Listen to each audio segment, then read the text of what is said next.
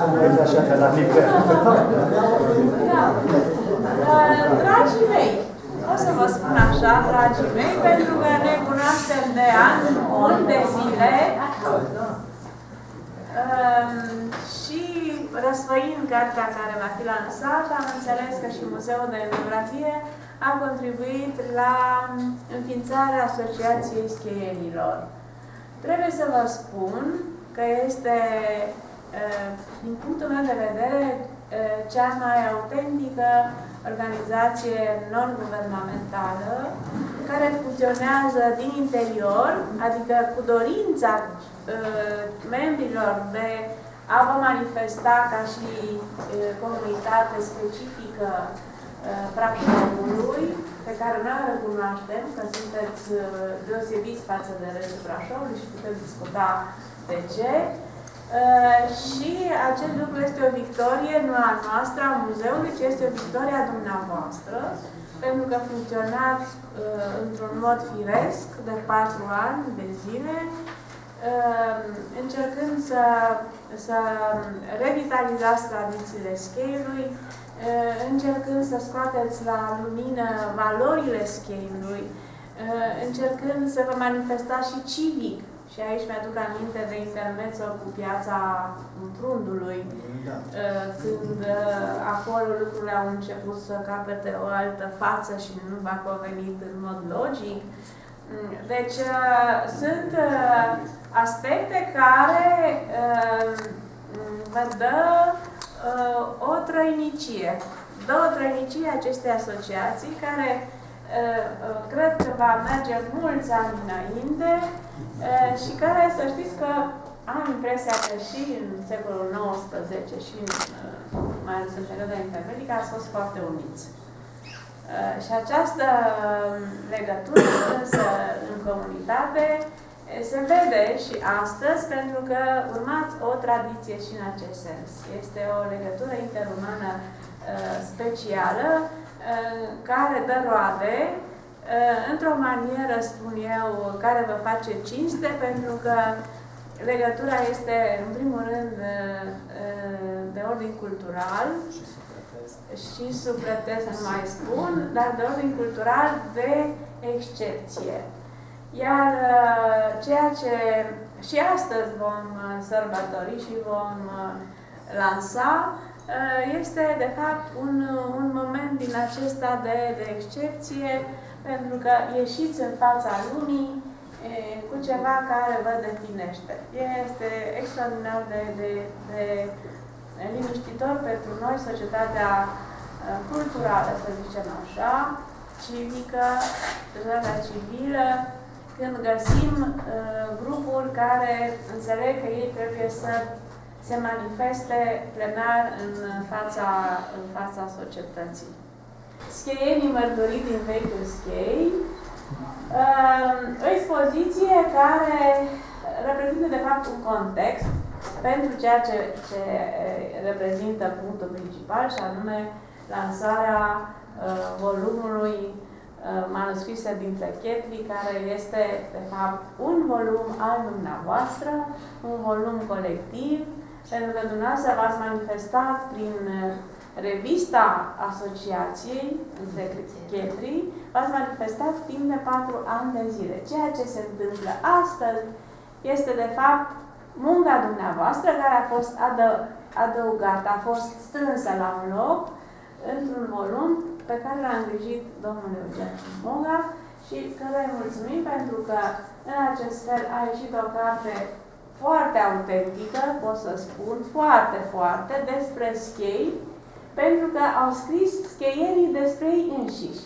Ei și-au adus aminte de familiile lor, de străbunilor, de evenimente din schei, de lucruri speciale care s-au întâmplat în schei și dă acestei cărți un farmec aparte, aceste multe voci care apar și care se intersectează. Deci sunteți dumneavoastră, care sunteți și talentați și care aveți și această dorință de a vă lăsa în scris impresiile, amintirile dumneavoastră. Dar n-aș vrea să vorbesc numai despre carte, aș vrea să vorbesc despre mică expoziție care este în hol și care, cum vă spuneam, este un pretext. Și aș fi vrut să numim această expoziție ca un avantpremieră la Muzeul din Pod. Muzeul din Pod este o colecție privată a domnului Florin Filipescu, pe care îl rog să vină aici de față, și care este îmbrăcat cu frac, și este fracul cui? Al bunicului, de căsătorie în 1921, este fracul cu care m-am căsătorit, este fracul cu care am cununat 4 rânduri de fii.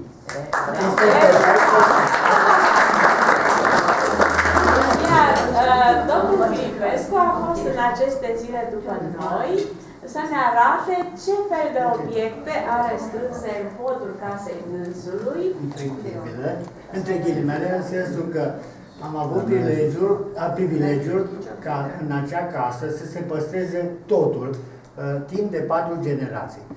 Eu am fost, încă de pe timpul liceului, am fost un păzitor al obiectelor vechi și așa s-a născut această colecție. Colecție care credem că va fi nucleul viitorului muzeu al cheilor. Care poate fi chiar în casa bătrânească. Poate fi în casa bătrânească a domnului Filipescu, poate fi în fosta grădiniță care e vis-a-vis de Vasilii Olteanu. Și aici dumneavoastră puteți să admirați câteva lucruri care sunt... Vana cu care se mergea la grădină, frânghia cu care se făcea croznia, care aduceau lemnele, botița din lemn, steaua de curind, coșul de prezentat, mere la piață, molda, scapa. Domnul Mihai Pascu, care a făcut un mic portret înainte de a sosi, îl rugăm să vină aici în față să te cunoască lumea, domnule Pascu. Pentru că am întârziat și nu din mea. Am spus că o să vii. Așa, deci aici lângă noi. Poți să mai spui de acolo câteva lucruri? Dintre alte piese, am și fotografii vechi, deci fotografiile donate bisericii din Prut de frații lui Bunica, frații Orghidan, o lanternă din timpul războiului, o colecție de buzdugane, chipiul de șagunist și multe altele care n-au încăput în acest spațiu, dar cum vă spun, credem că pe viitor piesele domnului Filipescu vor deveni piese de muzeu cu zic așa, vizitare publică, sau, ceea ce spuneam înainte, Muzeul Scheiului în fosta grădiniță, ceea ce ar fi un succes extraordinar al dumneavoastră. Să spun și cum a luat naștere. Într-una din plimbările pe care le-am făcut cu drumul Trăițelor, la sfârșitul plimbării ne-am oprit la Florin, care a zis că are ceva obiecte să ne arate. Ne-am oprit, dar am văzut câteva din obiectele lui. Dar ziceam mult mai multe, am un pod plin. În al doilea an, când am făcut acest traseu, ne-am oprit din nou, de data asta Florin își pregătise materialul, era curtea plină, ne-a făcut și o demonstrație și în paginile revistei a apărut un articol în care am scris Muzeul din Pod și a rămas denumirea de Muzeu din Pod și Florin își pregătește în prezent casa în care a locuit 4 generații și înaintea lui a locuit etnograful George Pitiș, casă cumpărată de bunicul meu de la soția etnografului George Pitiș. Deci, George Pitiș a stat 22 de ani în tinerețe acolo. De acolo a văzut pe coastă surlașul trecând și a zis despre obiceiul junilor Și a zis, am mai mulțumesc trăit. cu ție, Doamne, că am mai trăit încă un an să auzi Sfânta Sfântă. Da. Deci dumneavoastră, pe lângă faptul că sunteți iubitori ai schiului, în mod necondiționat, iubiți și cei care s-au ocupat de schei, de tradițiile lor. Și aici, în această expoziție mică, de fapt, sunt două lucruri fundamentale ilustrate. Cei care au scris despre schei și au rămas oameni importanți în istoria etnografiei și, de asemenea, cei care vorbesc despre ei înșiși, adică dumneavoastră scheienii care vă exprimați prin aceste cărți și reviste care apar în continuare astăzi. Vorbim despre cartea domnului Moga, așa cum dânsul a conceput-o, repet, un volum colectiv cu relatări despre schei, despre oamenii și locurile din schei. Aș dori ca doamna Pestrea, care este de origine scheiancă, cum bine știți, și care este o brașoveancă, o scriitoare de frunte a Brașovului, în general vorbind, aș dori să vorbească despre manuscrise de Trechet. Știi să repet și eu o vorbă a lui Ion Creangă.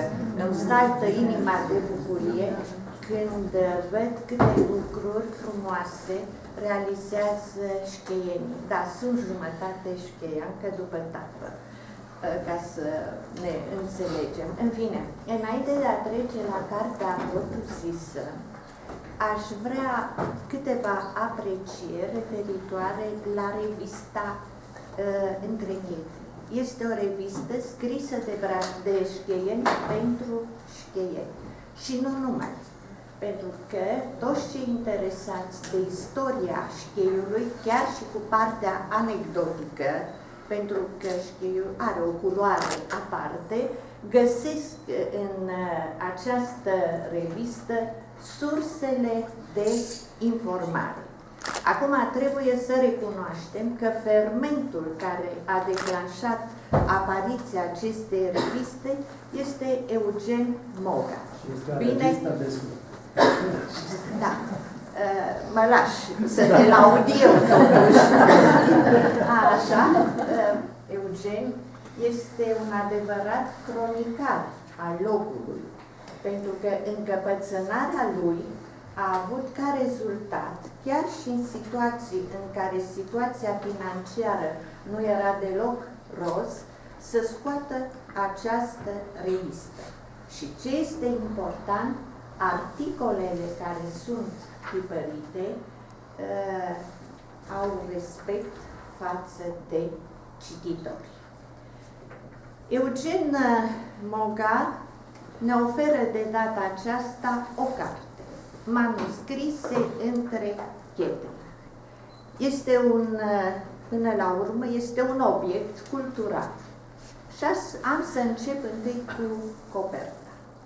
Pentru mine această copertă, să știți, este un semnal de alarmă. Și să vă spun de ce.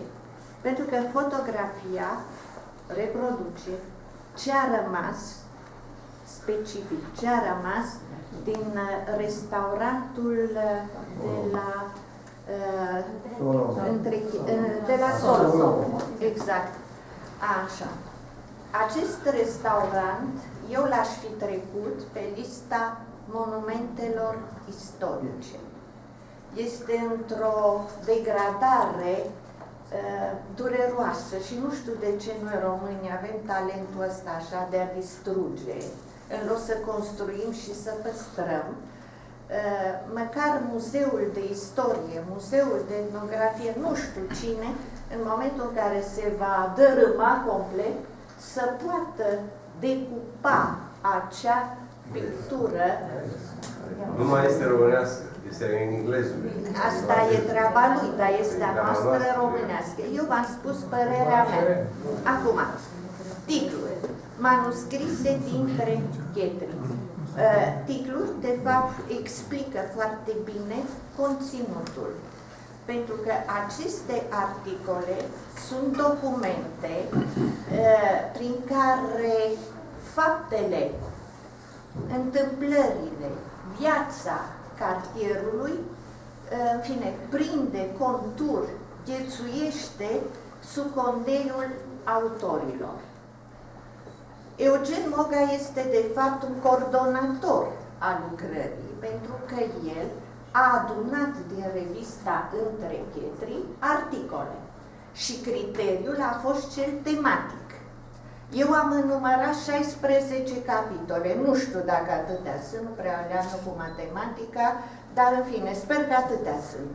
Fiecare capitol se poate citi și independent, pentru că, în fine, cititorul ia așa act de istoria știului, de personalitățile care au trăit aici, de îndeletniciri, de graiul colorat al șcheienilor, de oamenii obișnuiți, pentru că toate la oaltă alcătuiesc o istorie și eu am spus așa, cartea pentru mine este o istorie vivantă a cartierului nostru. Eugen ce-a făcut? A recitit articolele, le-a ajustat acolo unde era cazul și le-a așezat la locul lor. Pentru că așa ca într-un joc de puzzle, pentru mine așa este această carte. Eu citesc un articol și mental unde aș putea să îl plasez. Acum, cartea este și normal, fiind autor diferiți, și limbajul și stilul este diferit, are un caracter heterogen. Dar poate acest lucru dă și frumusețe cărții. Pentru că fiecare a venit cu experiența lui de viață. Aici sunt povești trăite unele, oameni pe care dumneavoastră, cei care ați scris, i-ați cunoscut. Pe lângă alte articole care au la bază, este și normal o cercetare de arhivă. Ilustrația cărții, fotografiile, care, în fine, pentru orice colecționar sunt o provocare și invidiez pe cei care au asemenea fotografii, vin să completeze povestea fascinantă a șcheiului nostru. Și ce aș putea să urez, mă reîntorc la revistă, acestei foi Între Chetri, decât, cum spuneau anticii, vivat, crescat, floreat.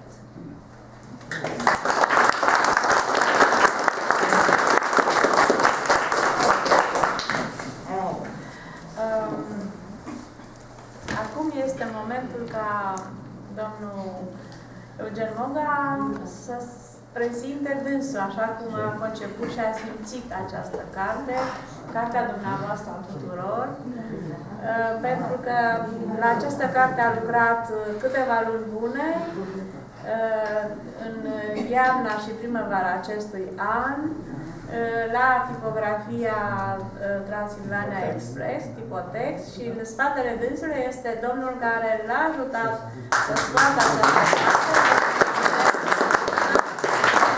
Deci și dânsul merită felicitări pentru că a fost o muncă în doi. De suflet. De suflet, sigur că da. Am să încep cu chinurile facerii și nu încep cu începutul, ci încep cu sfârșitul. Pentru că Irinel e lângă mine. Cartea a durat 4 ani în care am adunat materialul și a durat câteva luni în care l-am chinuit pe Irinel, pentru că articole fiind foarte diferite și scrise în stil diferit, trebuiau să încapă în niște capitole. Aceste capitole eu le-am conceput și multe articole încăpeau într-unul sau în două, chiar sau în 3 capitole, altul nu încăpea în niciunul. Și a trebuit să facem munca asta. Eu m-am pregătit, dar nu o să vă plictisesc prea mult cu treaba asta. La un moment dat, după ce cartea a fost scrisă și am pus toate articolele, să termina capitolul la jumătate, mai aveam o pagină și jumătate liberă, a trebuit să mai introduc ceva introducând, nu mai încapeau poze, a trebuit să schimb poze, deci a fost o muncă infernală. O muncă pe care Irinel este pentru mine omul care niciodată n-a spus că nu se poate. Deci totdeauna se putea. Am schimbat de 10 de ori, am așa un teanc de corecturi pe care le-am făcut, pentru că după fiecare corectură intervenea ceva nou. Aici, tot la corectură, vreau să amintesc că colegul meu, Florin Șindrilaru, pe care la fel de mult l-am chinuit, a trebuit să facă sute de corectări, de astfel de corectări, pentru că de fiecare dată intervenea câte ceva nou. Și acum să iau un pic din istoricul cărții. Prin 1978 am început să mă plimb prin Brașov și să fac fotografii. Eram cu soția mea și am început să adunăm materiale. Și la un moment dat mi-a spus, hai să scriem o carte. Am zis, ce carte, că nu o să intereseze pe nimeni. Prin anul 1986, deja materialul era adunat. Am să vă arăt ceva ce n-am mai arătat încă la nimeni. Deci manuscrisele, deci cartea era material adunat, cu desene, și am scris cartea De la poarta schiei în sus. A fost o primă carte care n-a văzut lumina zilei pentru că n-a fost finalizată. Am avut-o la HACO Internațional, un prieten de-al meu care mi-a spus că îmi tipărește cartea fără nicio problemă, dar în final nu a fost finalizată. Și să vă spun de ce. Pentru că pe parcurs au apărut fiecare la Cornel Ghirișan. Fiecare capitol s-a dezvoltat și a devenit o altă carte. Astfel, în 2001 am scris Troițele mărturii din alte vremi, care era un capitol din carte. În 2008, Troițele, simbol al învierii. În 2009, pe Tocile Graiu Schian, de la lepșitură la elocvență. În 2010 am scris Morile. Și în 2010, tot în 2010, am scos revista Între Chetre. Acum să fac o mică paranteză. În 2001, când am început să scriu cartea despre Troițe, printr-o întâmplare am cunoscut-o pe doamna Stan, Margareta, prin telefon și eu am trecut acolo numele ei. După tipărirea cărții a venit cineva și m-a felicitat, nu știam cine, atât de bucuroasă a fost și pentru mine a fost ceva extraordinar că a apărut în această carte.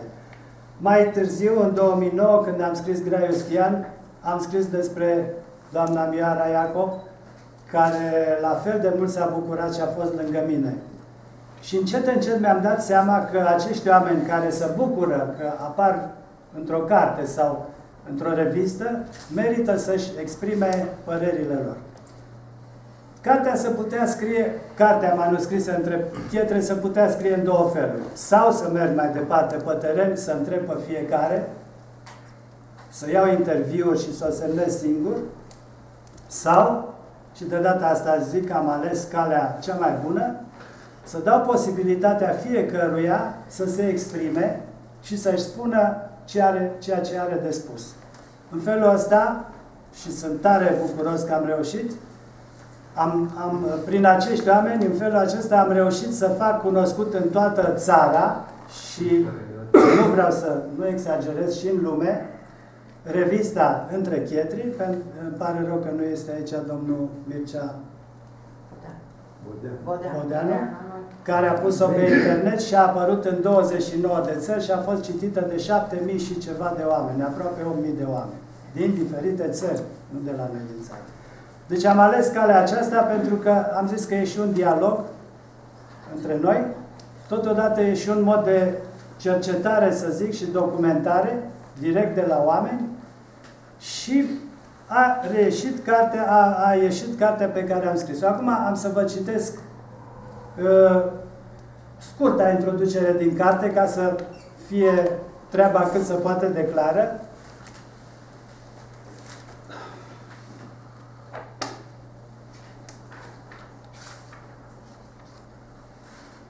Și am zis așa, scurtă precizare oarecum necesară.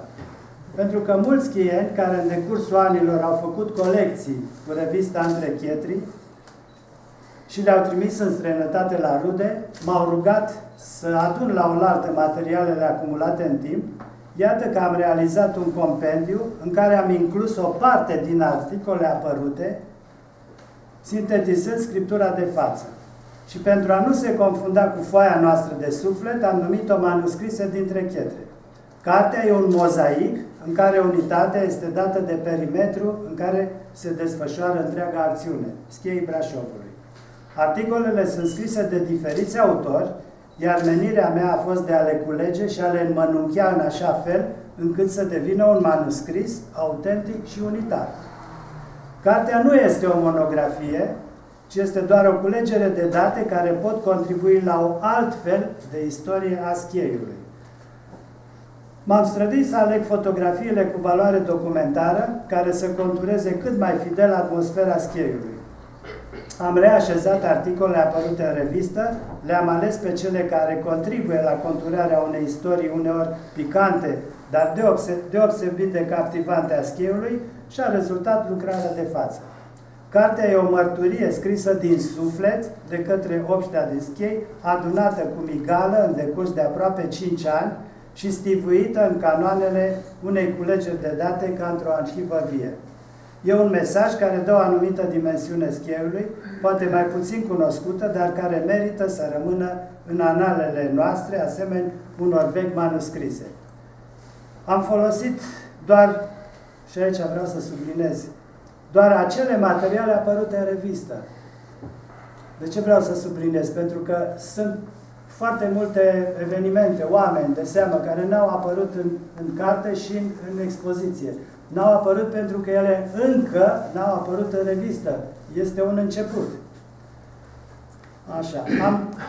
Și oricât m-am străduit, n-am putut cuprinde în lucrarea de față toți oamenii de valoare din Schiei și nici întregul fenomen care este Schieiul. Este doar un început. Mulțumesc celor care au contribuit la apariția acestei cărți și sper că strădania noastră să aducă un strop de bucurie în sufletele cititorilor. Și nu vreau să trec până nu amintesc și ultimul lucru. Bibliografia acestei cărți este memoria vie a unor povestitori cronicari care, din dragoste pentru Schiei, și-au ascuțit pana scrisului și au purces alături de mine la alcătuirea acestui compendiu original, botezat Manuscrise dintre pietre. Și au scris. Am să citez repede. Ecaterina Alexie, Ovidia Alexie, Adrian Ardeleanu, Neluțu Bapă, Elena Bejenaru, Victor Bibicioiu, Vasile Bideț, Mircea Bodeanu, Liviu Budnaru, Monica Ralu Căpățână, Constantin Căpățână, Ovidiu Cepănaru, Adriana Chirvasă, Mihai Crimescu, Florin Clipea, Gică Clonța, Elena Cristian, Dan Despan, Lorena Domocoș, Aurel Donescu, Ioan Dracea, Florin Filipescu, Iuri Floroiu, Ligia Fulga, Dumitru Furnică, Iosif Iepure, Alcibiade Chivu, Ciprian Tudor Laurențiu, Daniela Moga, Marcela Moraru, Adrian Munteanu, Mircea Naghiu, Liana Nicoară, Florin Nistor, Vasile Ortean, Bianca Osnagă, Lică Pascal, Steluța Pestrea Suciu, Elena Piti Jepu, Cristian Pompei, Liviu Pop, Ian Oradu, Ileana Zbârcea, Petre Starcovici, Cristel Stratinovici, Ioan Suciu, Daniel Turcu, Petru Țărnea, Teodor Verdeș, Gheorghe Vili, Dan Vintilă și Dora Vitkovski, scriși în ordine alfabetică ca să nu se supere nimeni. Pentru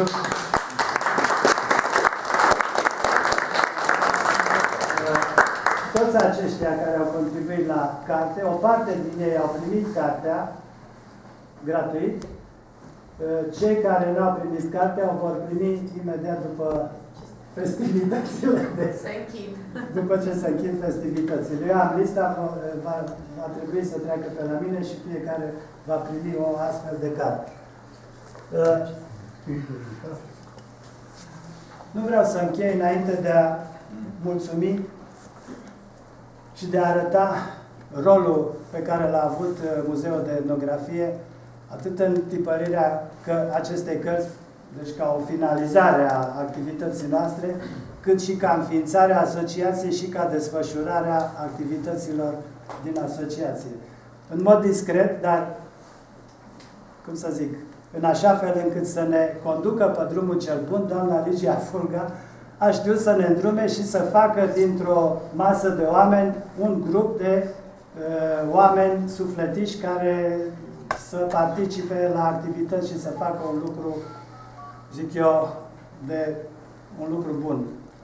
De a aduna materiale și de a face, în sfârșit, un muzeu al scheiului, o expoziție, o carte și așa mai departe.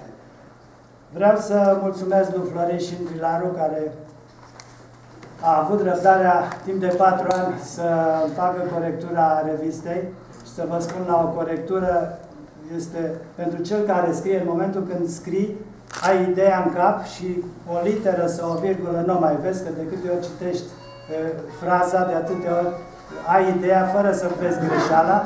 Florin a avut de fiecare dată atâta răbdare, încât la un moment dat îmi spunea și pauzele. Vezi că aici e o pauză în plus între litere.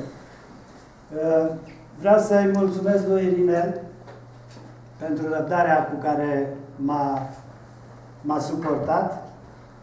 Vreau să mulțumesc colectivului de la muzeu care a depus atâta muncă de fiecare dată și vedeți și aici, până și azi dimineață încă să mai lucra, deci a fost o muncă într-o perioadă foarte scurtă să se acopere un volum foarte mare de lucru și eu zic că a fost foarte greu în timpul ăsta să se realizeze tot ce s-a realizat și s-a realizat foarte bine.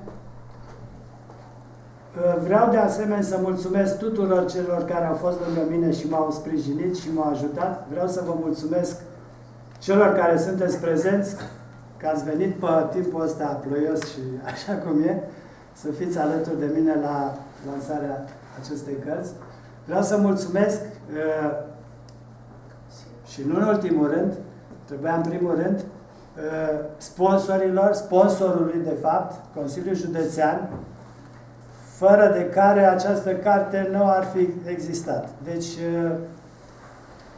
banii pentru carte i-am primit de la Consiliul Județean, pentru care îi mulțumim.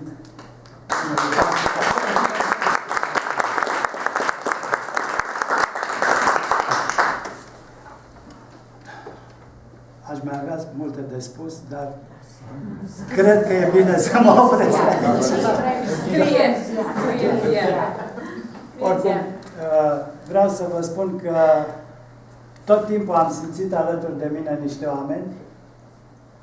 Îmi pare rău că stau cu spatele, treceți, vă rog, în față. Deci tot timpul, în timp ce lucram, și să știți că de multe ori stăteam noaptea până la 1-2 și eram obosit și a doua zi mă întâlneam, ba cu unul, ba cu altul, care mă încuraja și spunea, foarte bine, lasă, că o să facem, o să iasă, o să... Deci tot timpul am simțit acești oameni în spatele meu care m-au sprijinit. Am avut și discuții care, cum să zic, de multe ori eram pe cale să mă las și a intervenit. Nu! Mergi mai departe, scrie mai departe, fă mai departe. Deci am simțit tot timpul în spatele meu acești oameni și pentru care vă mulțumesc din suflet.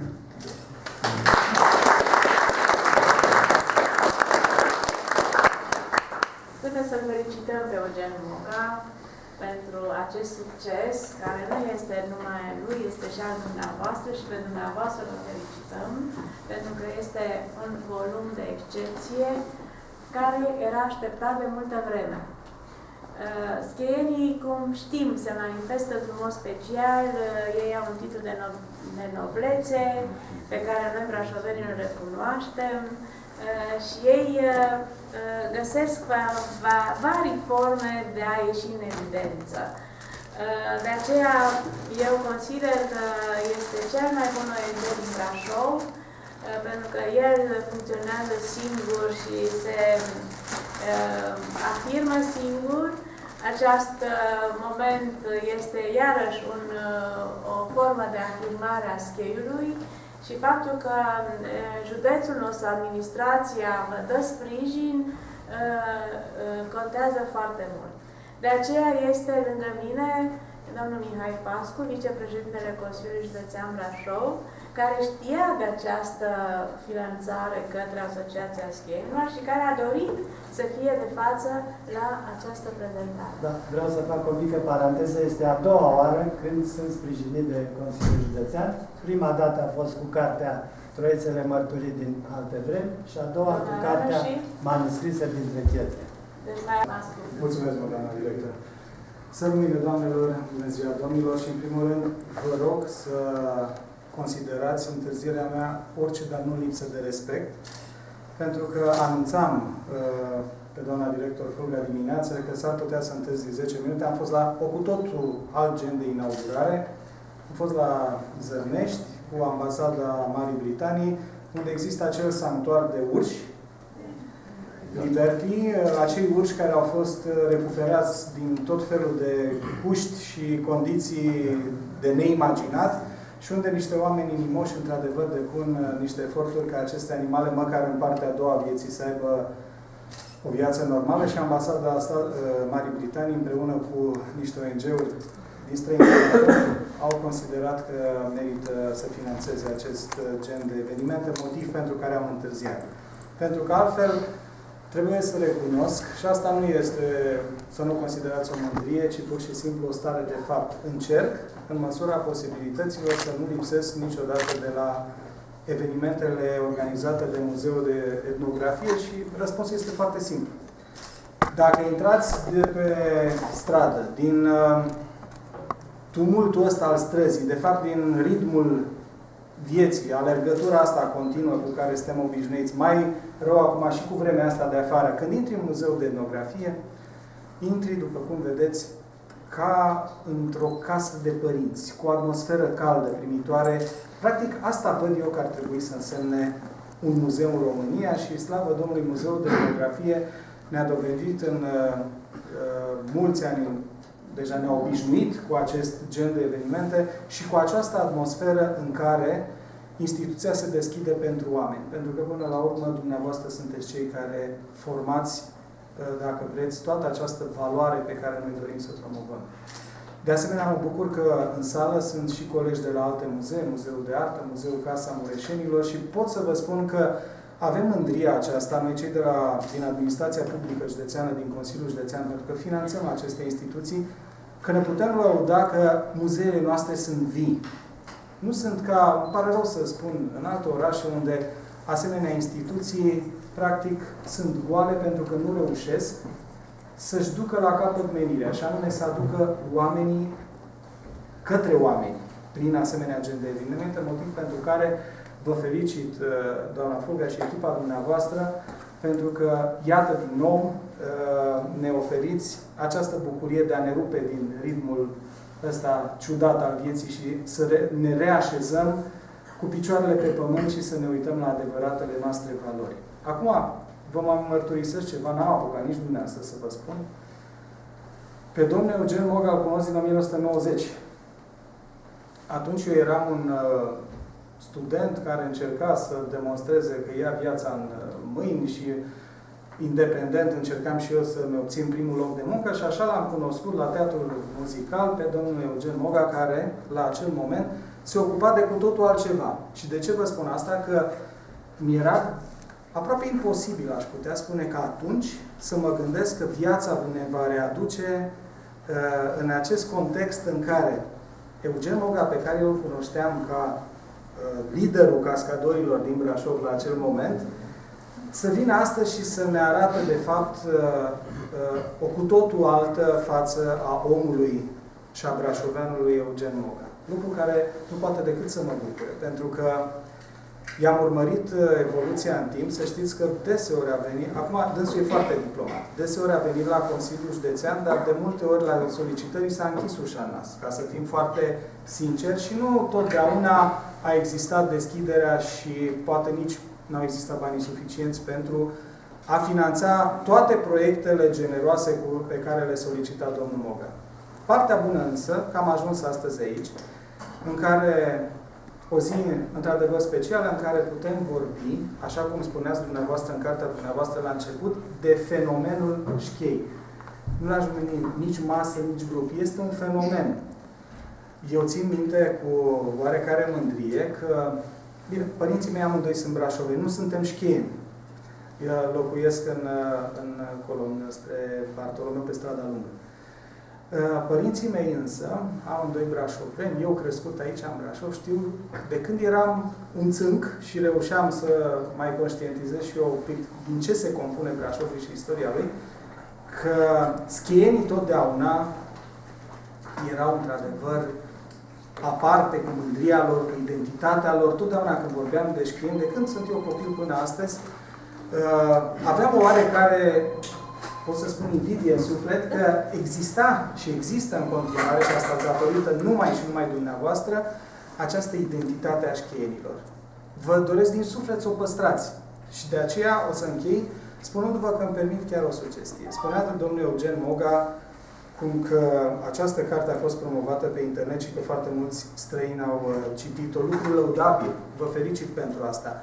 Dar v-aș provoca, haideți să mergeți mai departe și dați-le ocazia tinerilor noștri să citească pe internet acest gen de informații. De ce?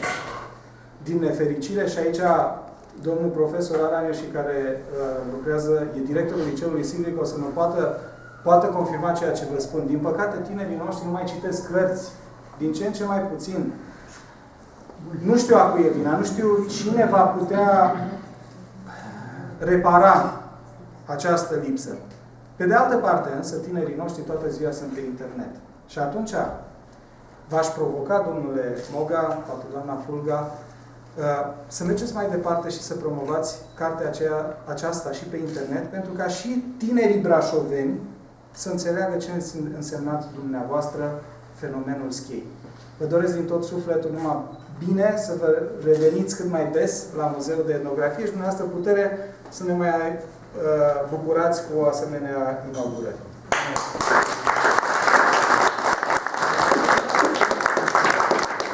Vă mulțumesc și pentru că în rândul scrienilor s-au evit tot felul de discuții și s-au uitat urât la mine, pentru că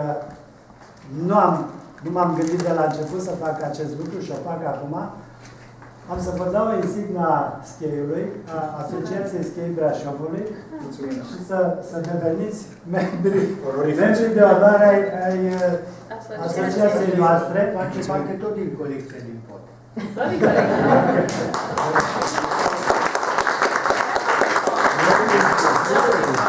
N-am avut insignele la mine, că o făceam de la început, dar o fac din tot sufletul. Eu mulțumesc pentru cuvintele spuse despre noi. Pentru noi n-a fost un efort să-l ajutăm pe Eugen Moga sau pe dumneavoastră. Ne-a făcut plăcere să fim alături de dumneavoastră, să vă împărtășim și părerile noastre despre cum vedem noi promovarea scheilor. Țineți minte că a fost o suită de expoziții cu prezentarea familiilor din schei. Acest lucru ar trebui să mai continuăm, pentru că s-am uitat pe domnul Florescu, familia Olidan, familia Bădițoiu, familia Gaitănar, deci sunt încă foarte multe familii care nu au fost prezentate de noi în această microexpoziție pe care dumneavoastră le știți că le făceam.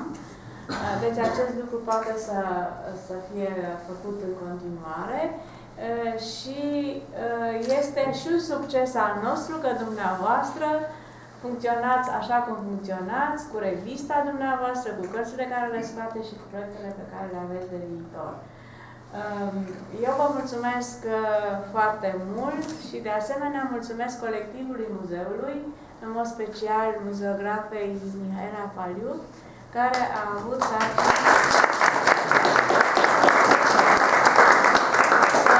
coordoneze această expoziție dedicată dumneavoastră. Și eu sunt alături de scheieni, nu sunt scheian, sunt brașovechean. Sunt brașovechean. Am făcut însă liceul așa una, am trăit între prieteni și colegi scheieni, cunosc atmosfera. Aș vrea să folosesc acest prilej deosebit pentru viața brașovenilor și mai ales a schierilor, să atragă atenția schierilor și celor care trăiesc astăzi în Schiei să păstreze tradiția și valoarea caselor care dăinuie de zeci de ani, de sute de ani în Schiei și să nu mai facă modernizări care să strice stilul și linia și tradiția caselor din Schiei, să păstreze și să restaureze porțile Scheiului, fațadele și volumele caselor.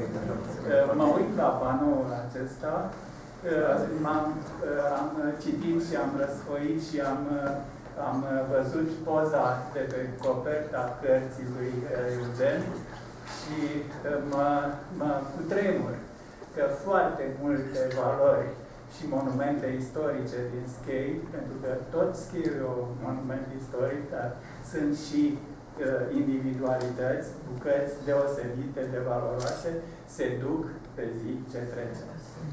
Eu am o preocupare pentru porțile din Schiei și vreau să vă spun că pe zi ce trece porțile vechi cad sau se schimbă și se înlocuiesc cu fier forjat și policarbonat, ceea ce nu este în linia Schieiului.